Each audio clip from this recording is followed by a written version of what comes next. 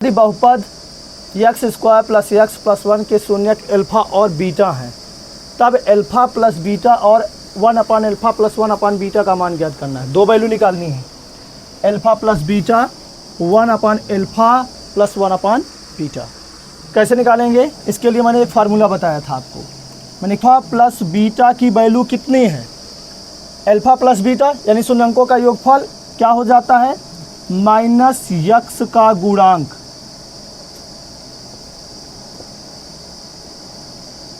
अपान क्या होता है, यक्स स्क्वायर का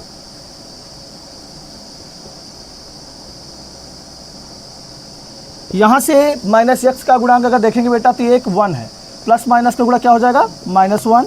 यक्स स्क्वायर का गुणांक क्या है 1 है, तो ये 1 से 1 सॉल्व हो जाएगा, कितना आ जाएगा -1। यानी अल्फ़ा प्लस बीटा की वैल्यू हमने क्या पाया, -1। अल्फ़ा प्लस बीटा की वैल्यू एक वैल्यू निकल आई -1। दूसरी वैल्यू हमें फाइंड करना 1 upon alpha plus 1 upon beta. चलिए अब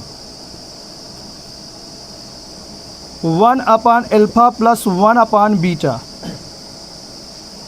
बेटा अल्फ़ा और बीटा का एलसीएम लेंगे तो क्या हो जाएगा, alpha into beta.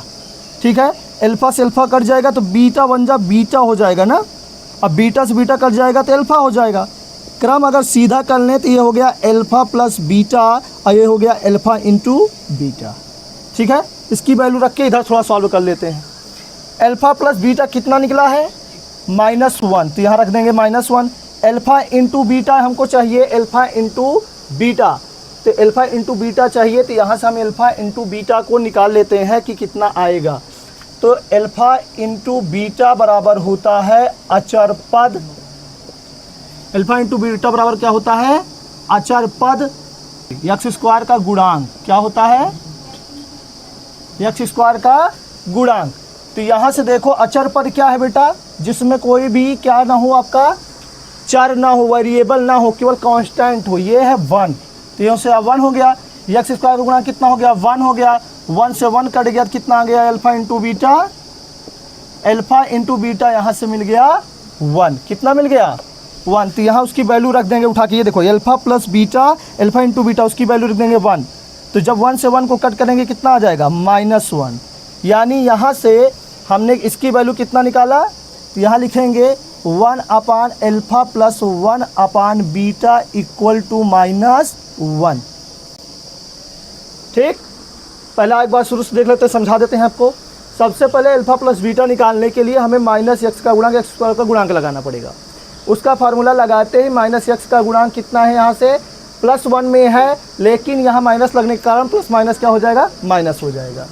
X square का गुणांक क्या है, यहाँ पे कोई भी आपका कांस्टेंट नहीं लिखा है ना, तो 1 माना जाता है, 1 लिखा गया, 1 से 1 कट गया -1। तो अल्फ़ा प्लस बीटा यानी पहली वैल्यू आपकी फाइंड हो गई।